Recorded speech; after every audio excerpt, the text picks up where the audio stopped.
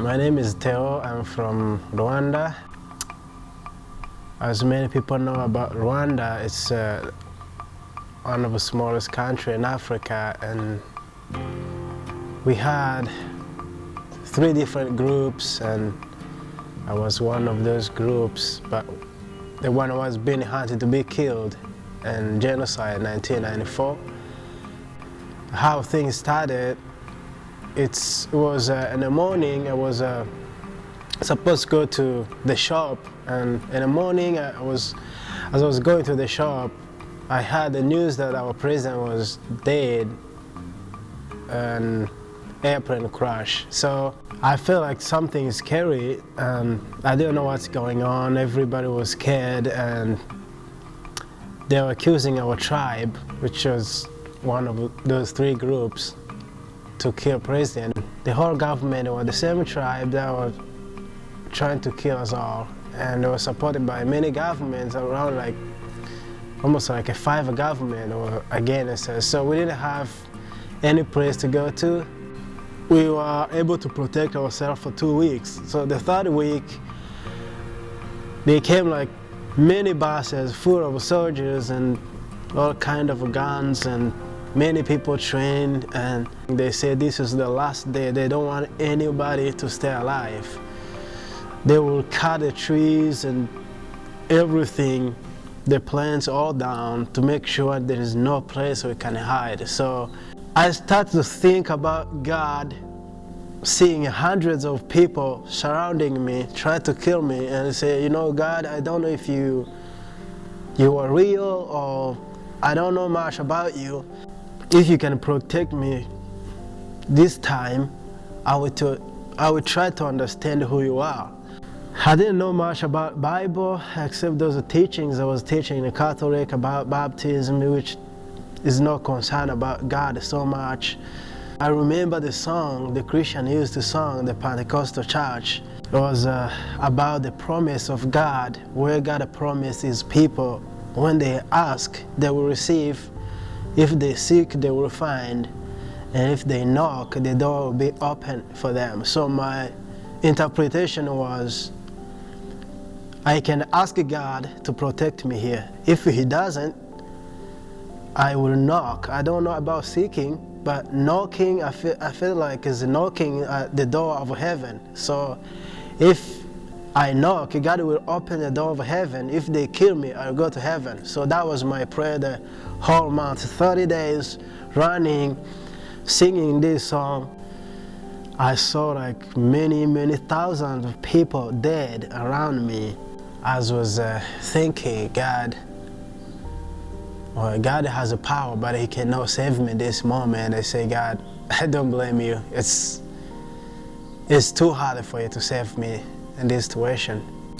The survivors came together, like in that small place, we were around like 50 people, and trying to find the food, and until the rescuers came. Finally, in 100 days, genocide was over. That's when these nations, Europe, America, started to come in and say human rights and no revenge. So we felt like, no, this is not happening. These people have killed our people. We were really angry. I even never thought about God anymore. I felt like, no, I need to do revenge. This is the moment. So I started to drink. I got drunk the whole time. My life turned upside down. I was always fighting other kids, and I was just a very bad person. When I had to change the school, that's when God reminded me how He protected me from genocide for the purpose. I met the guys who led me to Jesus and explained to me why everything happened on earth, how you choose Jesus and you find peace. But they took me to their group and started to pray with me, and I feel like something strange is happening in my life. I feel like, oh, this is a peace. This is a God I've been looking for. I feel like I'm falling in love with Jesus. I started to pray and fasting, just try to find who God is. And I started to say, God, well, I'm going to try the truth because my whole life was messed up and I need to find something real. I remember one night I woke up like 2 o'clock.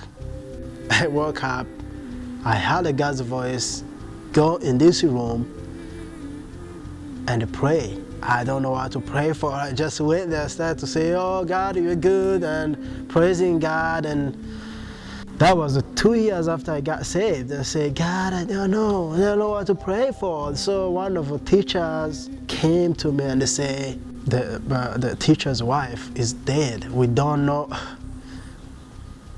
what killed her. We've been there praying for her. We don't know what is happening.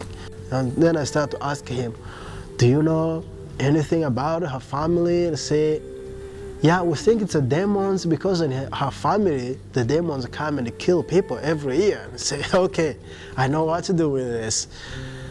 If God is real, God who protected me from genocide, God who is still talking to me right now, God who woke me up to come and pray, this is what he's going to do.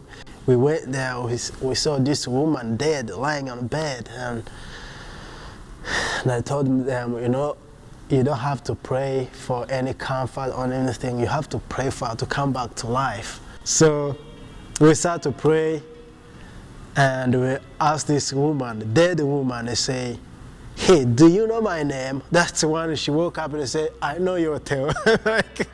So, wow, God, you are so good. And we started to praise God in this room. This man, the teachers, when they heard the woman talking, they were just terrified. I want to tell you how powerful God is because I have seen it. He protected me. I was like that blind man who said, I was blind and now I can see. That's all he could say. But that was enough to testify God, that God is real. When you're doing good, we have a good life. We get confused. When you're in a terrible situation, we understand who God is. The people continue to come to me questioning, like, why did you follow Jesus? How do you believe Jesus is real? These people are really confused. Continue to ask him and they say, you know what? I follow Jesus and I know he's real. He has proved himself to me. I know he's real. So I thank God for what happened to me, even it was bad, but now I understand who God is. My name is Theo, and this is my story.